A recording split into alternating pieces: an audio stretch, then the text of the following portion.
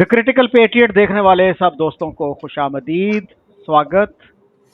आज एक दफ़ा फिर मेरे साथ आपके जाने पहचाने डॉक्टर कमर चीमा मौजूद हैं।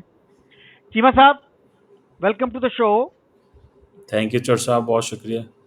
अच्छा चीमा साहब, आप कहते हैं कि आप you are a proud Pakistani nationalist. Hmm तो what kind of nationalism do you believe in, because there are many types and kinds of nationalism. तो what particular brand of nationalism do you believe in? और nationalism पे आपको पता है कि Einstein की बड़ी मशहूर कोटेशन है कि nationalism is an infantile disease, it is the measles of mankind. और फ्रेंच लीडर जो थे Charles de Gaulle, he was president and general, वो कहते हैं कि patriotism is when the love of your own people comes first, और nationalism is when hate for other than your own people comes first. तो Europe में आज भी जो है नेशनलिज्म को काफी नेगेटिव सेंटिमेंट के तौर पे लिया जाता है। आप कैसे डिफाइन करते हैं आप अपने नेशनलिज्म को?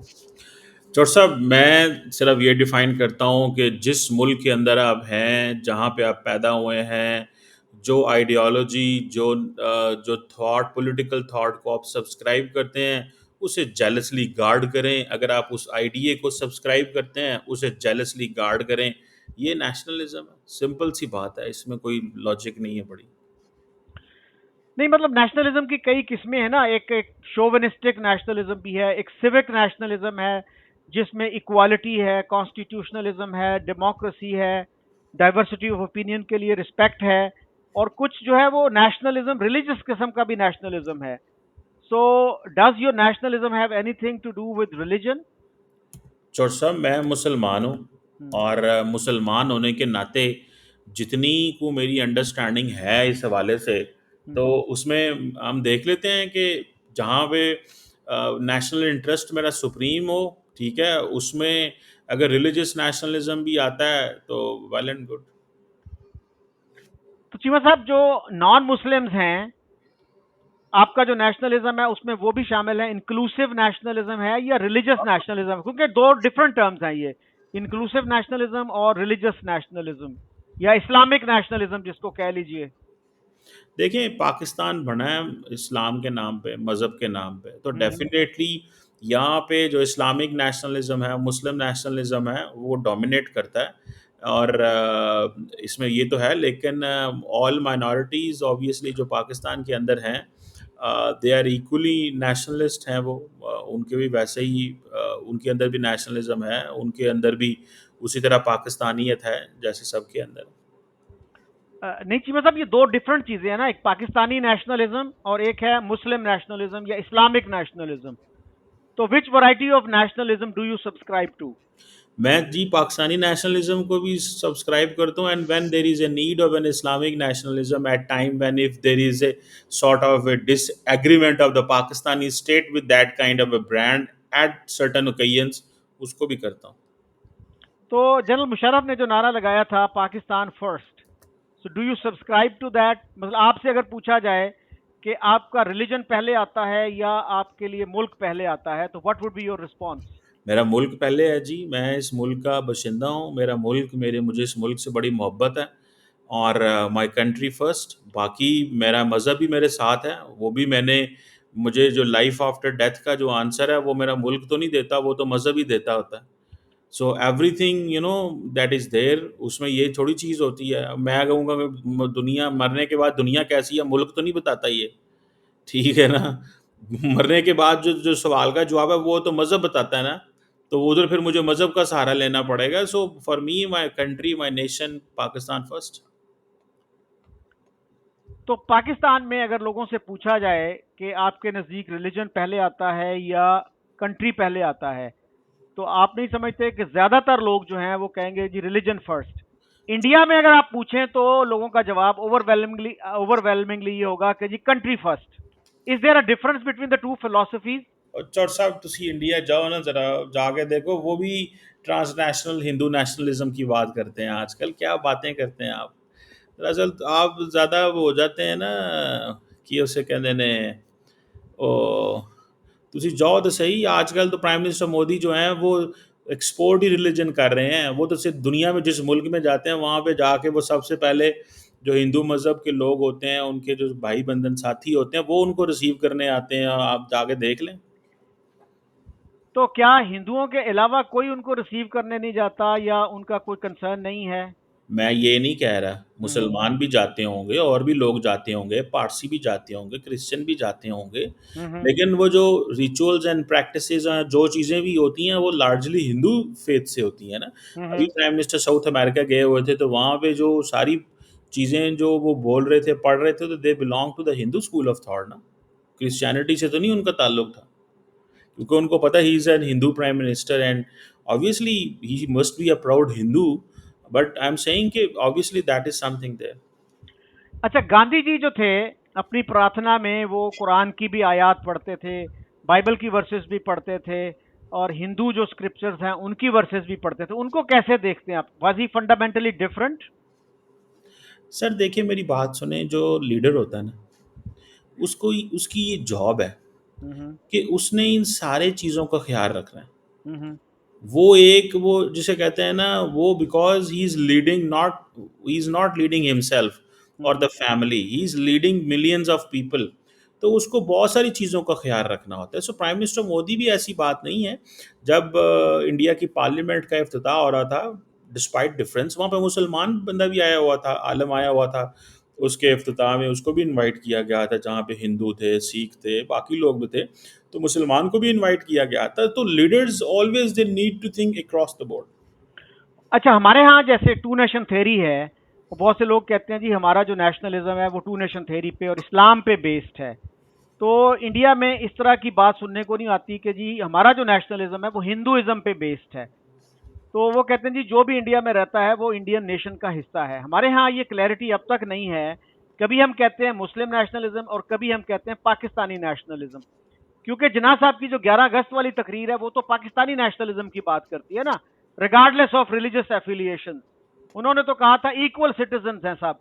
तो फिर हमने अपने आइन में, अपने कॉन्स्टिट्यूशन में इक्वल राइट्स क्यों नहीं दिए? लिप सर्विस तो की उसकी कि जी सब इक्वल हैं, लेकिन ये भी लिख दिया साथ कि जी सदर और प्रेसिडेंट और प्राइम मिनिस्टर के लिए मुसलमान होना जरूरी है।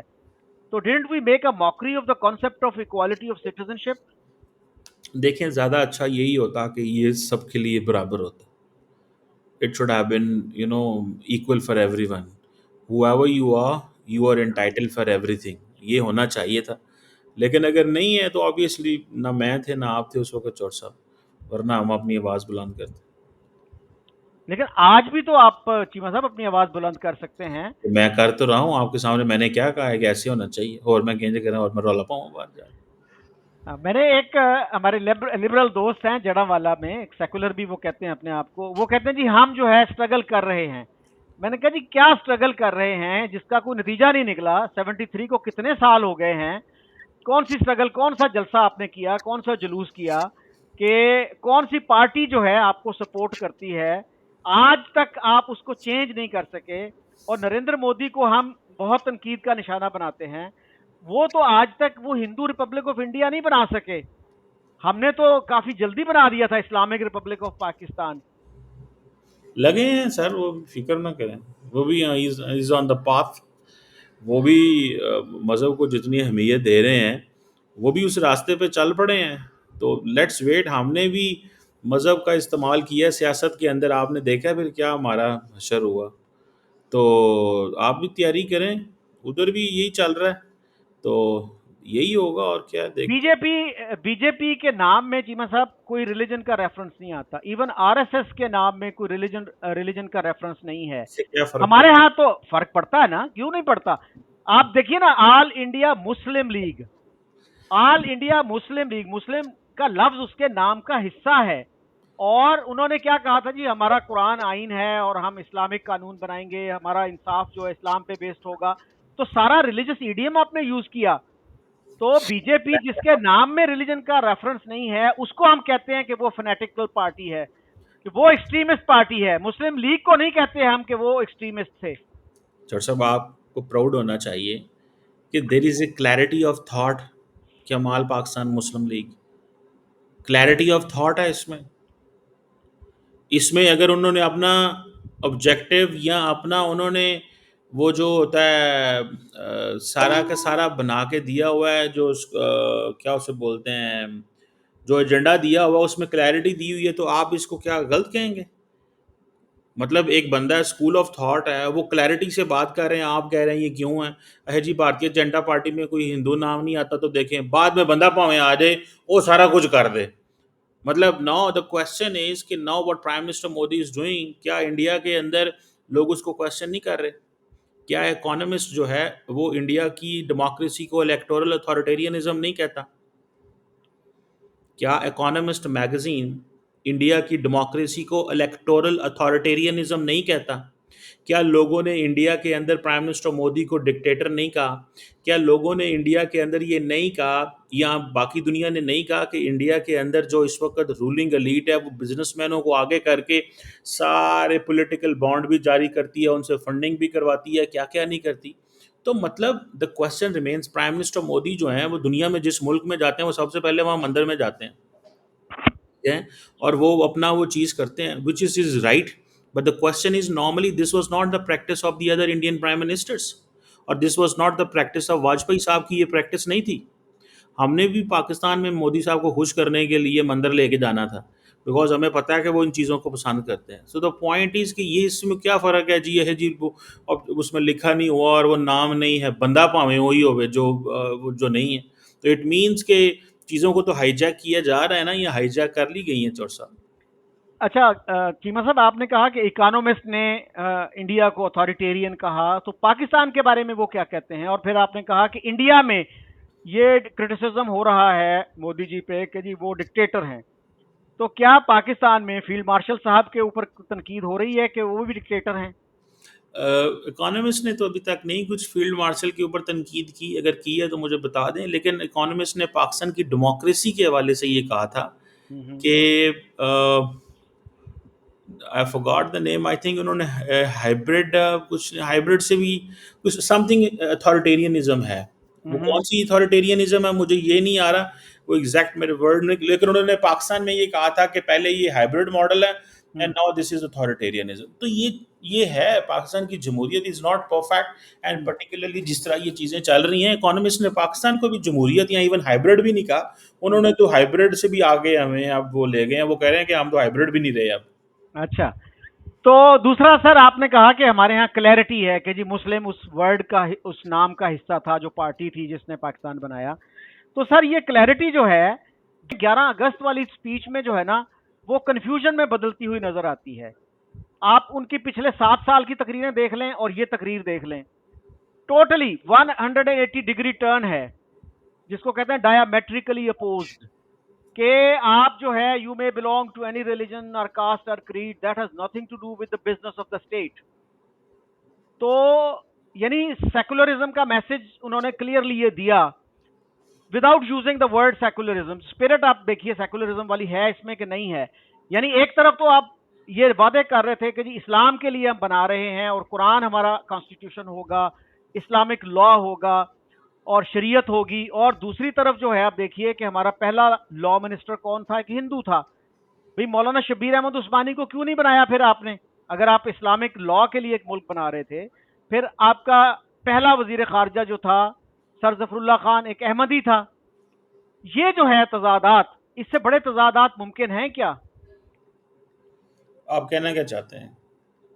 मैं ये कह रहा हूं जो क्लैरिटी की आप बात कर रहे हैं, वो क्लैरिटी, इतनी क्लैरिटी भी नहीं है। देखिए आज भी नहीं, 78 साल बाद भी पाकिस्तानी ये डिबेट करते हैं कि जिन्ना साहब का विजन क्या था। कल भी ब्लैक होल में एक इवेंट था, उसमें एक साहब अता तुर्क और जिन्ना साहब पे का मवाजना कर रहे थे, तो उसमें भी ये इशू आया कि वो सेकुलर विजन था उनका या इस्लामिक स्टेट का विजन था। तो ये जो हमारे यहाँ कितना जितना कंफ्यूजन है, 78 साल बाद भी क्लैरिटी नहीं है कि उनका विजन क्या था। Did he want a secular state, did he want an Islamic state? चौर मौदूदी साहब, साहब, देखिए ना, मौदूदी साहब के विजन पे कोई डिबेट नहीं है। एवरीबडी इज क्लियर कि जी मौदूदी साहब का क्या विजन था या शबीर अहमद उस्मानी का क्या विजन था। जिन्ना साहब के विजन पे इतनी डिबेट और डिस्कशन क्यों है?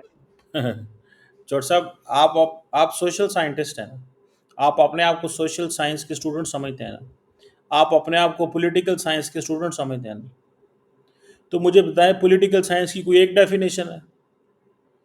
जब एक बंदा है उसने एक थॉट दे दिया है, आगे से उसकी इंटरप्रिटेशन करने वाले। और मुझे एक बात बताएं, आपने बताया कि फर्स्ट लॉ मिनिस्टर कौन था? जोगिंदर नाथ मंडल। ही वॉज हिंदू कि या क्रिश्चियन था? हिंदू, हिंदू था। He was Hindu. पाकिस्तान का फर्स्ट लॉ मिनिस्टर हिंदू था। जी पाकिस्तान का फर्स्ट फॉरेन मिनिस्टर अहमदी था। जी जी। तो कायदे आजम ने तो 11 अगस्त वाली स्पीच की, अपनी प्रैक्टिकल मैनिफेस्टेशन कर दी, होरो की करन। मतलब उन्होंने तो अपने आप को कह दिया कि ये लोग स्टेट का अपरेटस का हिस्सा हैं। अब आइंदा आने वाले लोगों ने उसकी इंटरप्रिटेशन अपने हिसाब से कर ली, तो अब हम उन्हें क्या कहेंगे? सवाल ये है कि उन्होंने बात भी की, उन्होंने इम्प्लीमेंट भी करवाया, एंड देन उसके बाद आप बताएं, सोशल साइंसेज के आप स्टूडेंट हो, and do you believe that in social sciences any concept has one hard and fast meaning है, उसका होता है कोई? ये कोई केमिस्ट्री तो नहीं है फार्मूला जनाब, 2 + 2 = 4 होना है। सी पानी तो इन्ने ने, ते हाइड्रोजन इतनी है, ते कार्बन डाइऑक्साइड इतनी है, तो ये इस तरह बनना है। तो भाई ये सोशल साइंसेज है, people there ideas change, and sometime there are people who hijack the system. So why आप इतने जज्बाती क्यों हैं इस मामले में? Let the system flow. लोग, कौमें गलती करती हैं, चीज़ें होती हैं। इंडिया एक अच्छी सेकुलर डेमोक्रेसी थी, आज एक हिंदू नेशनलिज्म की तरफ चल पड़े हैं। This is the path which are they taking. This is a natural course where the people want to take that course. Let them take this course, and after some time if they will decide कि ये ठीक है तो उस पर चलते रहेंगे, अगर वो नहीं है तो वो नहीं होगा। सो आप क्या समझते हैं कि कौमें ऐसी चलती रहती हैं? अमेरिका के अंदर आज पॉलिटिकल वायलेंस की दोबारा मिसालें आ गई हैं, तो आपके कौमें ऐसी सोचती हैं? देर वॉज ए टाइम वहाँ पे एक पॉलिटिकल वायलेंस और तरह का होता था, आज वहाँ पे पॉलिटिकल वायलेंस और तरह का फिर हो गया। सो क्वेश्चन ये है कि आप अब अमेरिका के अंदर आपसे बेहतर एजुकेटेड लोग हैं, एक दूसरे को गोलियां मार रहे हैं वो। भाई गोलियां मार रहे हैं एक दूसरे को वो। स्नाइपर से 22 साल के लड़के ने एक और 31 साल के लड़के को मार दिया। सो आप आपसे तो पढ़े लिखे हैं ना वो, यूनिवर्सिटियों में बैठ के एक दूसरे को कत्ल कर रहे हैं। तो दैट ये सारा एवोल्यूशनरी प्रोसेस होता है, कौमें इसी तरह इवॉल्व करती हैं। ਤੁਸੀਂ ਕਹਿੰਦੇ ਹੋ ਨਹੀਂ, ਇੱਕ ਗੱਲ ਕਾਇਦੇ ਆਜ਼ਮ ਨੇ ਕੀਤੀ ਹੈ, ਉਹ ਹੁਣ ਹਾਈਡਰੋਜਨ ਦਾ ਫਾਰਮੂਲਾ ਬਣ ਗਿਆ, ਉਹਨੂੰ ਸਾਰੇ ਫॉलो करो। भाई क्यों फॉलो करो? Let people do. कायदे आजम ने जब Ahmadi law minister foreign minister लगाया है, तो what was the meaning of that?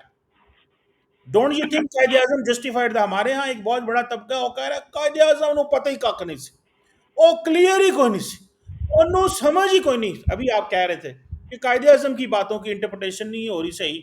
ਉਹਨੇ ਗੱਲ ਕਰਕੇ ਤੇ इंटरप्रेट कर देता है। ਉਹਨੇ 2 बंदे लाते ने पार्लियामेंट उस अपनी कैबिनेट में बिठा दिए हैं बात करके कि I have nothing to do. आप मस्जिद में जाते हैं, मंदिर में जाते हैं, चर्च जाते हैं, बंदे अपनी कैबिनेट में बिठा दिए बात करके। आप कह रहे हो कंफ्यूज। और मैं तो की कर लेना चोर साहब। चीमा साहब, क्या सोशल साइंसेज में डायमेट्रिकली अपोज्ड आइडियाज को कंफ्यूज किया जाता है? मैं ये कह रहा हूं, देखिए जो विजन उनका था 11 अगस्त से पहले और 11 अगस्त वाली स्पीच में, वो डायमेट्रिकली अपोज्ड हैं। और उस तकरीर के बाद जो है, ऐसी रिपोर्ट्स हैं कि चौधरी मोहम्मद अली ने उस तकरीर को रुकवाने की भी कोशिश की और जिन्ना साहब से बात भी की कि इस तरह का मैसेज आप ना दें, इससे लोगों में कंफ्यूजन फैलता है। और उसके बाद फिर उन्होंने इस तरह की बात नहीं की। Chaudhry Khaliquzzaman, who was one of the founding fathers of Pakistan, उनकी किताब देखिएगा, पाथवे टू पाकिस्तान। उसमें उन्होंने लिखा है कि मेरे ख्याल में हमारी जो गुफ्तगू हुई, जो फेयरवेल मीटिंग की जिनाब साहब ने दिल्ली में मुस्लिम लीग के लीडरों से, उसमें एक साहब ने बड़े टेढ़े सवाल करना शुरू कर दिए थे कि अब हमारा क्या होगा, हम तो बहुत आगे आगे थे इस मूवमेंट में। तो वो कहते हैं जिनाब साहब को मैंने कभी इतना परेशान नहीं देखा जितना उस वक्त देखा, और मैंने उसको कहा कि छोड़ो यार, कोई और बात करो। और वो कहते हैं कि मेरा ये ख्याल है कि इस गुफ्तगू का नतीजा था कि जिन्ना साहब ने दो कौमी नजरिए को खैरबाद कह दिया। He bade farewell to his two nation theory. लेकिन उसके बाद आप देखिए कि अक्टूबर में दोबारा उनसे पूछा गया, रॉयटर्स के नुमाइंदे ने पूछा कि जी टू नेशन थ्योरी पे आप क्या कहते हैं? तो उन्होंने कहा two nation theory is not a theory, it is a fact. एक तकरीर में आप टू नेशन थ्योरी को निगेट कर रहे हो और उसके चंद माह बाद कह रहे हो कि नहीं, it is not a theory, it is a fact. तो ये कॉन्ट्रडिक्शन नहीं तो और क्या है? चोर साहब मैंने तो ये पढ़ा ही नहीं है जो आप बातें कर रहे हैं, लेकिन मुझे सिर्फ इतना पता है कि कायदे आज़म ने एक ऐसी रियासत देखी कि उसने कहा कि हम एक इंडिपेंडेंट सॉवरन स्टेट बनना चाहते हैं, हमारा मजहबी स्कूल ऑफ थॉट अलहदा है और हमें अलहदा रहना चाहिए, and that's it, and the people subscribe to that theory, and then they are living in that separate homeland. That's it. Simple. और इसमें कोई कोई ये भाम नहीं होना चाहिए, और इसमें 78 साल बाद कोई कन्फ्यूजन नहीं है। और Quaid-e-Azam was not confused like us. Quaid-e-Azam was a patriot, he was a nationalist, he was a clear, he gave a perspective.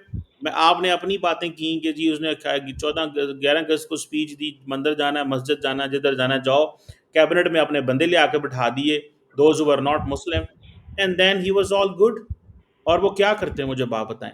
And he was clear कि अगर मैं इंडिया कांग्रेस का हिस्सा हूँ, इंडियन कांग्रेस मेरे इंटरेस्ट को वॉच नहीं कर रही, उन्होंने एक सेपरेट जमात बनाई, विच इज गुड। अगर you know you can have any kind of a political thought, and if you follow that, you subscribe that, you know you go with it, it's okay. अगर India के अंदर भी कोई अपनी मर्जी का politic, India के अंदर आज जितने भी लोग प्राइम मिनिस्टर मोदी को सपोर्ट कर रहे हैं, I am happy for them. They should do what they like to do. मैं आपको मजे की बात बताऊं, you might not have heard this thought before. मैंने आरएसएस की तारीफ की थी एक दफा, मैं फिर तारीफ करता हूं। हम्म। क्यों भला? Hmm. I may not like RSS perspective, वो जो करते हैं या जो सोच है या उनकी जो हिंदुत्व सोच है, मैं आई डोंट मैं उसके वो सही गलत में नहीं जा रहा। लेकिन RSS chose a path of democracy. RSS waited for that time, that there will come a time they will have their people in the system, and through system they will change the country. उन्होंने एक grass root level पे movement बनाई, वहां से अपने बंदे top पे भेजे, और वहां से उन्होंने अपनी तब्दीली की। और प्राइम मिनिस्टर मोदी और इस तरह के बहुत सारे लोग जो इसके सिस्टम का हिस्सा हैं, I appreciate that. On the contrary, जो मुस्लिम्स हैं पाकिस्तान के अंदर, इन्होंने they wanted to bring the reforms and they wanted to have the change in the country through a dictator. They didn't wait for that time. उन्होंने वक्त का इंतजार नहीं किया कि एक अपना मजबूत एक ग्रास रूट लेवल पे सिस्टम बनाए, और वो ग्रास रूट लेवल पे सिस्टम इस तरह का तैयार हो कि एक वक्त आए कि इनमें से कोई बंदा ऊपर जाए और वो निज़ाम को बदले। सो हमारे जो नजरियाती रिलीजियस कल्ट के जो लोग थे, उन्होंने they use dictator to implement their agenda. उन्होंने टॉप डाउन अप्रोच का सहारा लिया। आरएसएस ने बॉटम अप से चीजें शुरू की, अपने बंदे को एक जगह पहुंचाया, और वहां से वो चीजें करवा रहे हैं, विच इज नाइस। अगर कोई नेचुरली ये कोर्स अडॉप्ट कर रहा है and people are following that in an democratic culture और in democracy, I have nothing to do this. I appreciate their struggle.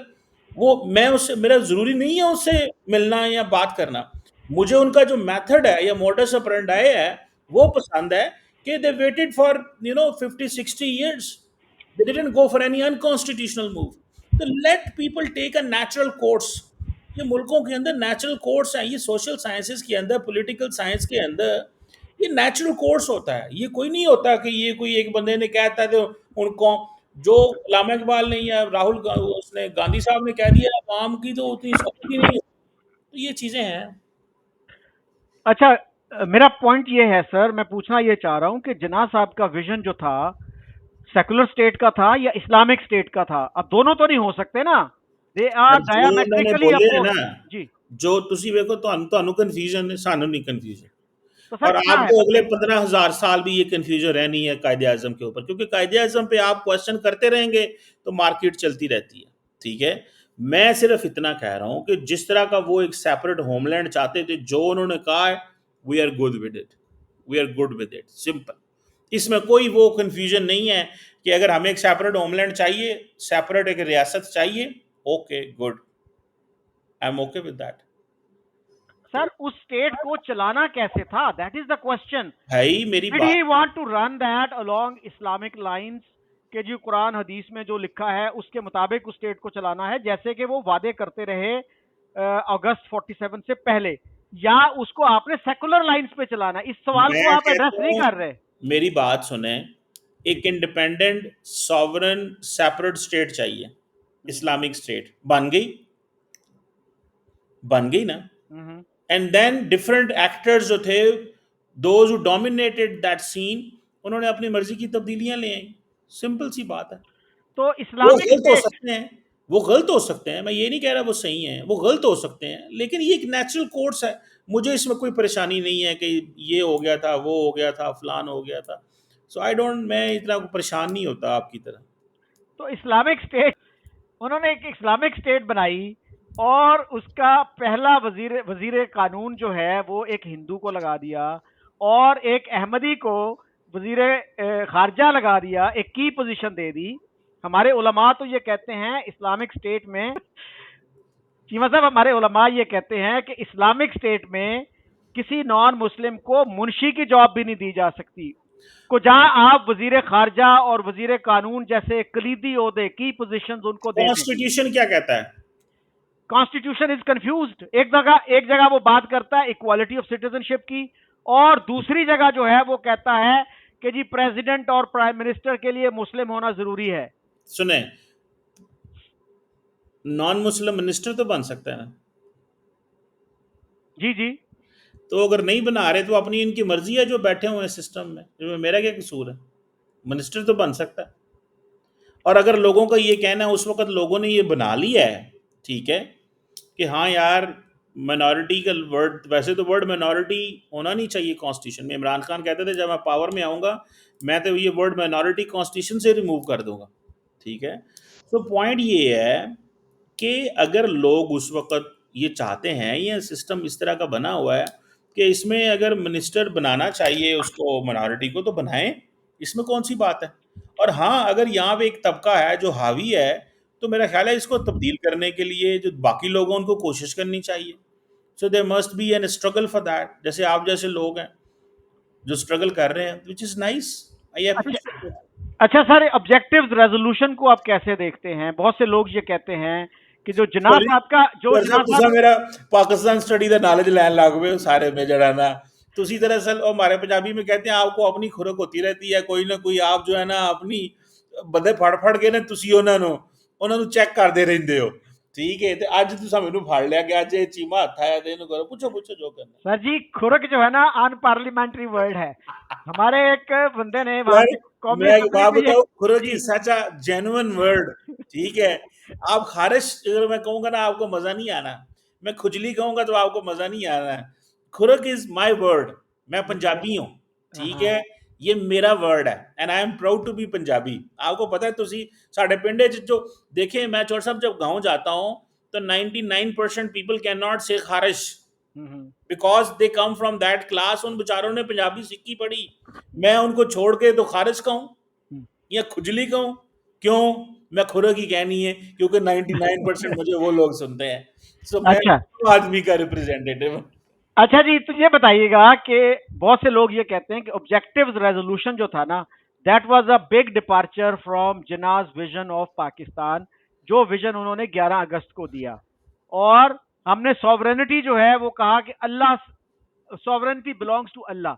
हालांकि सॉवरेनिटी जो है वो एक थियोलॉजिकल कॉन्सेप्ट नहीं है, पॉलिटिकल साइंस का कॉन्सेप्ट है। जब हम कहते हैं जी Pakistan is a sovereign country, what does that mean?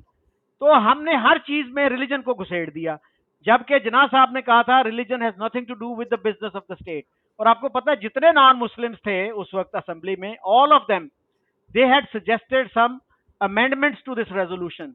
वो बुलडोज किया गया, और उस वक्त कोई 70 से ज्यादा मेंबर थे असेंबली के, सम सोर्सेज से 75 थे, उससे अगर कम भी थे, सिर्फ 21 लोगों ने ऑब्जेक्टिव रेजोल्यूशन के हक में वोट दिया था। और आज हमें बताया जाता है जी ये तो it was a master stroke, ये तो बहुत ही जबरदस्त रेजोल्यूशन था, पाकिस्तान की जो है ग्रेटेस्ट अचीवमेंट है ये। आप कैसे देखते हैं इस डिबेट को? देखिए चौर साहब, हर कौम जो होती है, हर मिल्लत जो होती है, वो देखें ऑब्जेक्टिव रेजोल्यूशन को हम समझते हैं कि ये एक फाउंडेशनल डॉक्यूमेंट था, ये इसने बुनियाद रखी पाकिस्तान। तो it's good, it's nice, people have clarity, people wanted कि जी हमें, हमारे पास एक किस तरह की चीज़ होनी चाहिए, हमारे पास एक डॉक्यूमेंट होना चाहिए और उस डॉक्यूमेंट को हमें जो है उसके उसको फॉलो हमें करना चाहिए। और वो हमारी जो जो जो कौम है, हमारे जो लोग हैं, ठीक है, उनको उस चीज़ को समझना चाहिए कि यार ये एक ऐसी चीज़ है जिसने जिसकी जिसकी बुनियाद पे हम एक नई रियासत की बात कर रहे हैं। तो हमें तो we must be proud of objective resolution, जो हमारे फोर फादर्स ने उसका जो ख्वाब देखा या जो डिस्कशन हुई, और दैट इज नाइस। एक पूरी की पूरी बुनियाद वहां से रखी गई, तो क्या उसको मसला क्या है चौर साहब? ਤੁਸੀਂ ਕੀ मसला मसला इसमें यह है कि ये जना साहब की जो 11 अगस्त वाली तकरीर थी उससे डायामेट्रिकली अपोज्ड है। और एक दफा मैंने सरदार शौकत हयात से, he was also a founding father of Pakistan, उनको शौकत पंजाब भी कहा जाता था उस वक्त, उनसे मैंने एक दफा पूछा ड्यूरिंग माय स्टूडेंट डेज इस बारे में, तो उन्होंने बड़ा इंटरेस्टिंग जवाब दिया। कहते हैं वो तो लियाकत अली ने जुल्म दिया था शबीर अहमद उस्मानी को, इसलिए कि रिलीजियस तबका था, वो बड़ी डिमांड कर रहा था जी पाकिस्तान को इस्लामिक बनाया जाए, इस्लामिक बनाया जाए। तो उन्होंने जो है ये एक तरीका निकाला। और फिर आपको पता है कि बेसिक प्रिंसिपल कमेटी जो बनी थी आइन बनाने के लिए, उसमें कितने इख्तलाफात हुए थे, और यही बेसिक वजह थी कि क्लैरिटी नहीं थी कि हमने पाकिस्तान को एक इस्लामिक स्टेट बनाना है या हमने इसको एक लिबरल सेकुलर स्टेट बनाना है। तो ये कन्फ्यूजन जो है ना, इसी वजह से हमारा आइन 56 तक नहीं बन सका, और 56 में भी जो बना वो 2.5 साल भी नहीं चला। चोट साहब 56 में जो कॉन्स्टिट्यूशन नहीं तक नहीं बन सका, मैं समझता हूँ इंडिया ने 51 में बना लिया, हमें भी जल्दी बना लेना चाहिए था। And this is not just the one thing जो रोल प्ले करती है। हमारे लोग जो जो इंडिया से आ रहे थे उस वक्त, जो रूलिंग एलीट हमारी इंडिया से आ रही थी, वो रूलिंग एलीट जो थी, जो इंडिया में थी, उनकी यहाँ पे कॉन्स्टिट्यूंसीज कोई नहीं थी। उनके यहाँ पे जैसे जैसे लियाकत अली खान वगैरह जो थे, इनके यहाँ पे कोई ऐसा वो था नहीं, वो जैसे कहते हैं ना, जहाँ पे इलेक्शन लड़ना हो, जहाँ पे चीज़ें करनी हो। तो मतलब इतना आसान काम नहीं होता चौर साहब ये चीज़ें बनानी। हमने गलतियाँ की हैं, हमारी ब्यूरोक्रेसी बीच में डोमिनेंट हो गई, फिर उसने मिलिट्री को स्पेस दे दी। तो ये चीज़ें हो जाती हैं, ये कोई बहुत बड़ी गलती है, और उसकी गलती फिर कौमें और करती हैं। और अगर ये उस वक्त अच्छे फैसले कर लेते, अगर उस वक्त ये इनकी एक सेल्फिश एटीट्यूड ना होता बहुत सारे प्लेयर्स की तरफ से, बहुत सारे स्टेक होल्डर्स की तरफ से, तो हो सकता है कि चीज़ें बेहतर होती। लेकिन this was not just the one reason. कायदे आज़म ने जनाब लाया, अमल दे दिया, ऑब्जेक्टिव रेजोल्यूशन आ गया, उसकी बना पे जो चीज़ें सही नहीं बन सकी, ठीक है। तो मतलब ये मेरा ख्याल है कि कायदे आज़म को हर चीज़ का इल्ज़ाम देना और उनके ऊपर क्वेश्चन मार्क लगाना, this is again like disservice to his all the contribution which he gave for a separate homeland. अच्छा चलें sir, let's move on. Cheema साहब ये बताइएगा कि आप पहली दफा इंडियन चैनल पे कब गए थे, और ये एक्सपीरियंस कैसा रहा? Did it broaden your horizons? Did it और 17 में 17 में help? I went on Vion TV, and that was very good conversation on nuclear security के issues के ऊपर थी। So it was a good I still have that video of mine with me on my Facebook somewhere. अच्छा, तो ये जो experience है Indian channel पे जाने का, did it help you revise your world view, improve your world view, या आपका जो है एक तरह से एंटी इंडियन जो पर्सपेक्टिव था उसको इसने सॉफन किया, नहीं किया, क्या किया? Better understanding of India. इसलिए कहते हैं ना कि अगर आप किसी से वाकिफ नहीं होते तो नफरत ज्यादा होती है। किसी ने कहा था कि don't introduce me to that person because I want to keep hating him. अगर आप किसी को जानना शुरू कर देते हैं तो फिर वो हेट जो है मोस्टली कम हो जाती है। तो आपके केस में क्या हुआ? सच्ची बात बताऊं, जी। I didn't hate India even that time, and I don't hate India even now. हम्म। मेरा मैं कौन होता हूँ किसी से नफरत करने वाला? हम्म। ठीक है। हमारी जॉब क्या है? हमारी जॉब ये है टू इंटरप्रेट थिंग्स, जितनी हमारी अक्ल है उसके मुताबिक हम जांचने की कोशिश करें। ठीक है। एक तो सिंपल सी बात है। दूसरी बात ये है कि इंडियंस आर द बेस्ट जज, they are the best decision makers, and they are the best who can decide for themselves. I'm not the one. I can have an opinion. My opinion can be wrong or right. So I give all credit to Indian political class, Indian people, जो अपने लिए बेहतर फैसला करते हैं, और मैं उनसे क्यों नफरत करूंगा? मेरा मेरा क्या बस logic behind that? I can have a political difference with any one of them, I can have a religious difference, social issues के ऊपर मेरा डिफरेंस हो सकता है। नफरत का कॉन्सेप्ट मुझे नहीं समझ आया। मेरी मेरी मुझे किसी से कभी कोई नफरत नहीं रही। मतलब even the worst of my, मतलब कि मैं तो कभी किसी से लड़ा भी नहीं चोट सा। वाह, You that's will never, you may not have heard from anyone in my life, हम्म। कोई बंदा मुझे कहा हो कि मैंने कभी किसी से लड़ाई की हो। एनीवन मुझे कोई बंदा बता दे मेरे इस जिंदगी के school college university practical life university, मैंने तो कभी किसी से मुझे नहीं याद पड़ता मैं कभी किसी से लड़ा हूँ। अगर किसी ने, वो हमारे बुजुर्ग कहा करते थे, हमारी वालदा कहा करती थी कि बेटा अगर कोई लड़े भी ना तो तुसी मुंह इधर करके टोर पिया करो, कोई मसला नहीं, क्या फ़र्क पड़ता। That's great advice. हाँ, हाँ, तो मैं यस, तो मतलब मैं तो नहीं लड़ता किसी से। Yes. But I keep deterrence, I keep things, मतलब वो मुझे, इसका मतलब ये नहीं है कि पीपल कैन टेक मी, मुझे नरम लें या सॉफ्ट लें कि इस पे जो मर्ज़ी कर लें। वो कहते हैं ना, मैं अपने आप को तैयार रखता हूँ and I have resources and everything. हुँ, लेकिन मैं, वो कहते हैं ना आपके पास पावर होनी चाहिए लेकिन आप उसको यूज़ ना करना इज़ द बेस्ट एडवाइस। हुँ, तो लेकिन वो इस चीज़ पे तो मैं आई डोंट हेट इंडिया और इंडियंस और anyone, and I can talk to, और आपको पता नहीं मेरे बड़े-बड़े अच्छे दोस्त हैं इंडिया के अंदर। हुँ, जो जिन लोगों को पाकिस्तान में या जिन लोगों को ये समझा जाता है, उनसे बड़े अच्छी गपशप हो जाती है कभी-कभी अक्सर, ऑन एंड ऑफ, हुँ। मतलब बड़े जिनको लोग समझते होंगे वो ये हैं, तो उनसे ऑफ द रिकॉर्ड बड़ी अच्छी ताल्लुक है, गपशप है, मुलाकातें भी हो जाती हैं, and I have a huge respect for everyone in India, in Pakistan, everywhere. बहुत अच्छी बात। अच्छा जी, ये तो आप मानते हैं ना कि पाकिस्तान में बहुत बड़ा एक वाइड स्प्रेड फीलिंग है एंटी हिंदुइज्म की, एंटी इंडियनिज्म की। मैंने एक दफ़ा अपने कुलीग से पूछा, मैंने कहा जी क्या वजह है आपके ख्याल में कि पाकिस्तान में इतनी नफ़रत क्यों है इंडिया से? हुँ, तो उस बंदे ने कहा जी 47 में जो है ना मुसलमानों के साथ जो सलूक हुआ उसकी वजह से है।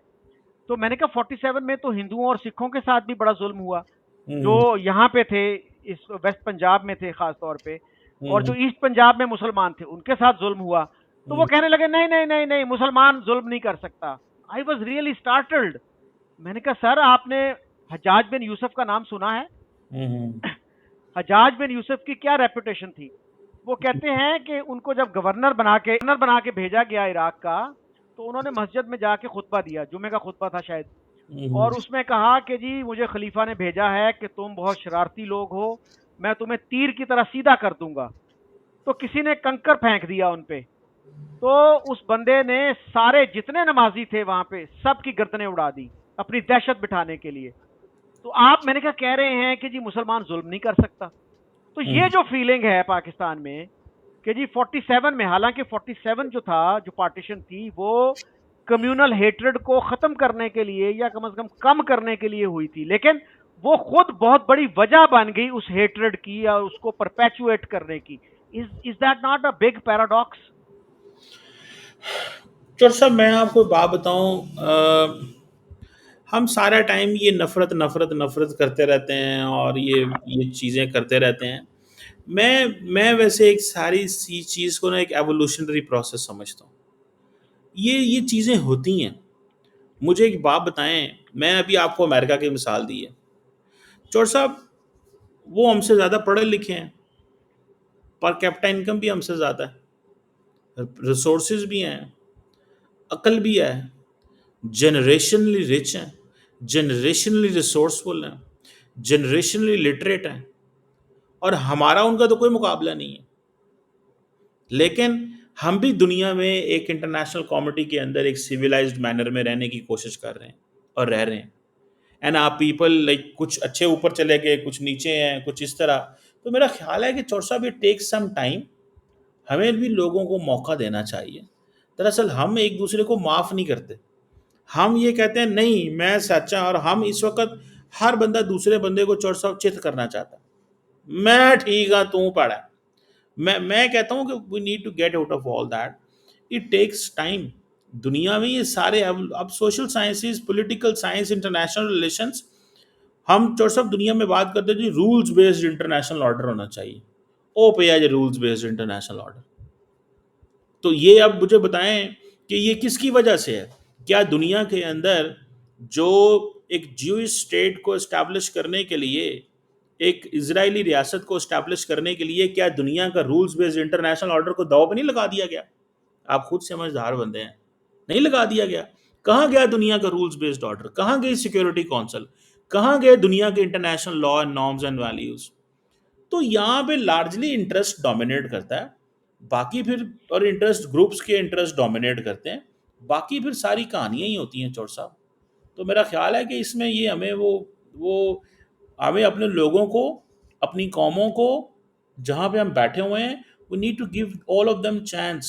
हमें चांस देने की ज़रूरत है कि यार ये टाइम लगेगा, ठीक हो जाएंगी। मतलब अब हमें चौट साहब, जो आपकी अकल है, आप स्कॉलर हैं, आप प्रोफेसर हैं, आपने यूनिवर्सिटी में पढ़ाया हुआ है, उसकी और एक आम बंदे की ज़िंदगी, जिसके पास आप देखें ना, जहाँ फ्लड्स आए हैं इस वक्त पंजाब के अंदर या सिंध के अंदर या बलोचिस्तान या केपी के अंदर, does he has anything to think on these issues जो हम बात कर रहे हैं? क्या उसका इन इश्यूज से ताल्लुक है कोई? उसके तो इश्यू कोई और है। तो हमें, मेरा ख्याल है कि we need to give them chance, हमें लोगों को चांस देना चाहिए, मैं तो ये कह रहा हूँ। And it will take some time, ठीक हो जाएगा ये ट्रांस। चीमा साहब, I have a slightly different view. आपने कहा ये एवोल्यूशन है, मुझे तो ये लग रहा है कि एक रिग्रेशन भी है उसके साथ साथ। आप देखिए कि 80s में 70s में हमारे मुल्क के हालात आज से बेहतर थे। इंडिया का मुझे याद है, हमारे 80 रुपए इंडिया के 100 के बराबर होते थे। आज इंडिया का 1 रुपया हमारे 3.25 रुपए के बराबर है। बांग्लादेश को बास्केट केस कहा जाता था, आज उनकी एक्सपोर्ट्स हमसे ज्यादा हैं। सिंगापुर के हालात आप देखिए, 50 साल पहले 60 साल पहले क्या थे, रेस राइट्स होते थे, क्राइम कितना ज्यादा था, गुर्बत कितनी ज्यादा थी। साउथ कोरिया को देख लीजिए। तो हमें इन पॉजिटिव एग्जाम्पल से सीखना चाहिए। हम एवोल्यूशनरी चेंजेस कह के तो हम बरी जिम्मा नहीं हो जाते। जो आप जैसे लोग हैं, थिंकिंग सेक्शंस हैं जो अवाम का, तो उनको अपना रोल ज्यादा एक्टिवली अदा करना चाहिए, ना कि आप बिल्कुल कंप्लेसेंट होकर बैठ जाएं कि जी नहीं एवोल्यूशन है, हो रहा है। तो सर, एवोल्यूशन के साथ साथ रिग्रेशन भी होती है कि आप पीछे की तरफ भी जाते हैं। तो जो हमारे सोचने समझने वाले लोग हैं, मुझे यही गिला है कि वो, उनको अपना कंफर्ट जोन बड़ा अजीज है। वो कोई स्टेटमेंट नहीं देते, ह्यूमन राइट्स का इशू हो, कोई इकोनॉमिक इश्यूज हो, कुछ अवाम के हकूक की बात हो, तो वो सारी दुनिया में जो थिंकिंग सेक्शंस हैं, they actually stand up and be counted. New York times में आप देखेंगे कि बड़े बड़े एड्स लगते हैं कि जी रिटायर्ड एम्बेसडर्स ने ये बयान दिया है, जी हमें ये करना चाहिए, हमें वो करना चाहिए। हमारे यहाँ जो है ना, जो एलीट है हमारी, इंटेलेक्चुअल एलीट भी उसमें शामिल कर लें, बिजनेस एलीट भी, दैट्स वेरी सेल्फिश, अनइनलाइटेंड। वो कोई रोल अदा नहीं करना चाहते, कोई कंस्ट्रक्टिव काम नहीं करना चाहते। वो कहते हैं जी कि हम अपने कंफर्ट जोन में ठीक हैं, हम खामखा ऐसी जरा बात करेंगे रूटीन से हट के, तो लोग हमारे खिलाफ बातें करेंगे, तो why should we stick our neck out. तो कंफर्ट जोन हमारे लोगों को बड़ा अजीज है। They don't stand up and be counted. चौट साहब देखें, आपने, मैं तो चलो उस लीड में हिस्सा नहीं हूँ, लेकिन आपने कौन सी ऐसी बात की है जिसका मैंने जवाब ना दिया हो? सबका मैंने ब्लैक एंड वाइट में जवाब दिया हुआ है। सवाल ये है कि ये जो लोग बातें कर रहे हैं, अब जवाब दे रहे हैं, ये कर रहे हैं, हो सकता है उनका व्यू ही ऐसा हो, आपको ना पसंद हो। ठीक है, तो लोगों का व्यू रखने दें जो रखते हैं। वो आपको पसंद नहीं है और ये इसी तरह चलते रहने, ये फ्रिक्शन, ये चीज़ें चलती रहेंगी इसी तरह। It will take some time, और वक़्त के बाद चौट साहब ये चीज़ें ठीक हो जाएंगी। थोड़ा वक़्त लगेगा लेकिन ठीक हो जाएंगी। और आपकी बात सही है, कोरिया, हमारे पास इतना टाइम नहीं है। We need to do things fast, हमें चीज़ें तेज़ करने की ज़रूरत है। मैं आपकी इस चीज़ से एग्री करता हूँ। ये आपने बिल्कुल सही बात की है। ये हम इसको इंतज़ार भी नहीं कर सकते, बिकॉज़ हमारी पॉपुलेशन बढ़ रही है, हमारे बहुत सारे मसले हैं जो हैं। तो I think that is significant चीज़, आप सही कह रहे हैं। लेकिन कंफर्ट ज़ोन से बाहर भी आना चाहिए। लेकिन बहुत सारे लोग जो बहुत सारी बातें कर रहे हैं, तो ज़रूरी नहीं हमारा उनसे कि हम उससे जो है वो डिसएग्री कर रहे हैं, तो वो उनकी बात में वज़न नहीं है, या उनकी बात जो है अ, वो वज़न नहीं है, या वो बात वैलिड नहीं है। नहीं चीमा साहब, मेरा मतलब ये है कि देखिए, जो हमारे बिजनेसमैन पूरी दुनिया घूमते हैं, हमारे डिप्लोमेट्स जो पूरी दुनिया घूमते हैं, हमारे एकेडमिक्स जो है सारी दुनिया से वाकिफ होते हैं, तो वो क्यों नहीं निशानदेही करते कि जी हमारे 27 मिलियन बच्चे स्कूलों से बाहर हैं, उस मुल्क का क्या फ्यूचर होगा जिसके इतने ज्यादा बच्चे स्कूलों से बाहर हों। 40% बच्चे हमारे जो हैं स्टंटेड ग्रोथ का शिकार हैं, उनके कद नहीं बढ़ पाते, उनको ग़िज़ा सही नहीं मिलती, और 45% of our population is living below the poverty line. तो इन लोगों को, जिनका एक्सपोजर है, जिनको इल्म है, वो क्यों अपना किरदार अदा नहीं कर रहे? That is my point. They should guide the nation, they should guide the government, they should guide the ruling elite. सही कह रहे हैं चौर साहब, गाइड करना चाहिए रूलिंग एलीट को, और प्रेशर भी डालना चाहिए, मूवमेंट भी चलानी चाहिए, कोशिश भी करनी चाहिए, ये सारी चीज़ें करनी चाहिए। I agree with you. लेकिन लार्जली ये काम यंग लोगों का होता है। ठीक है, ये बूढ़े लोगों का काम नहीं है। बूढ़े लोगों ने अपनी ज़िंदगी इंजॉय कर ली होती है, दे आर पार्ट ऑफ उस सिस्टम को होते हैं, और वो स्टेटस को नहीं छोड़ना चाहते। तो young people come and they break the status quo, and उसमें फिर ये है कि you need it takes time. बहुत सारे लोग एफर्ट करते हैं, वो कामयाब नहीं होते, फिर उसके बाद में आने वाले करेंगे, उसके बाद में आने वाले करेंगे, तो कोई एक कामयाब हो जाएगा इंशाल्लाह। सर जो लोग रिटायर्ड हैं, जिनकी उम्रें जो हैं 60 से ऊपर हैं, तो उनको ज्यादा किरदार अदा करना चाहिए। दे जो है उनके पास विजडम ज्यादा है, एक्सपर्टीज ज्यादा है, एक्सपोजर ज्यादा है। उनके पास और एनर्जी नहीं है, उन्होंने they have delivered in the life. चौर साहब, एक बंदा, आप मुझे बताएं, मैं आपको पकड़ लूं यहाँ से, चौर साहब आओ मैंने 18 घंटे काम करो, तुझी करोगे? नहीं करोगे। हो सकता है आपके अंदर एनर्जी हो, आप कर भी लें, बट द पॉइंट इज, एक बंदा है, the one who has served as a general, as an ambassador, as a brigadier, as a professor, as a businessman, as an academic, he has given his life. Everyone doesn't have that kind of a taste all the time. उनके पास वो test नहीं है, उनके पास उतनी energy नहीं है। They have the grand children, they have contributed in their lives what they could. अगर उन्होंने अपने बच्चे ठीक रेज कर लिए हैं, उनको अच्छी तालीम दे दी है, उनको रोजगार के रास्ते पे चला पड़े हैं, as a Pakistani they have done their job. Not every person can be a leader, not every person can lead this thing, ये वो नहीं हो सकता ना। सो इससे इससे ये मतलब ये नहीं है चौर साहब कि वो नेशनलिस्ट नहीं है या उनके अंदर वो नहीं है। सो आई थिंक हमें उनको माफ़ी दे देनी चाहिए। चौर साहब माफ़ कर दिया उन्होंने। चीमा साहब, बात यह है कि मैं ये नहीं कह रहा कि वो हल चलाना शुरू कर दें या कोई कंस्ट्रक्शन मजदूरी करना शुरू कर दें। मतलब एक इंटेलेक्चुअल एक्टिविटी है। हमारे कितने लोग हैं रिटायरमेंट के बाद जनाब वो फिर एम्बेसडर लग जाते हैं, फिर जनाब किसी और काम पे लग जाते हैं। वो काम वो कर लेते हैं, 8-8 घंटे 9-9 घंटे की ड्यूटी दे लेते हैं। वो एक पटिशन साइन नहीं कर सकते sir. This is very strange. नाम लें, किससे पिटीशन साइन करानी है और क्या करानी है, मैं करवा लेता हूँ, नाम लें। सर आपके जो रिटायर्ड एम्बेसडर्स हैं, रिटायर्ड फॉरेन सेक्रेटरीज हैं, नाम लें, रिटायर्ड लेफ्टिनेंट जनरल्स हैं, नाम बेशुमार लें हैं। और पिटीशन दें। ना पिटीशन मुझे दें और जी नाम लें, मैं उनसे करा लेता हूँ जाकर। और जी, दस चले अच्छी बात। So thank you very much Cheema साहब। It has been an enjoyable experience as usual. Sir, Chaur साहब बड़ी मेहरबानी। Thank you.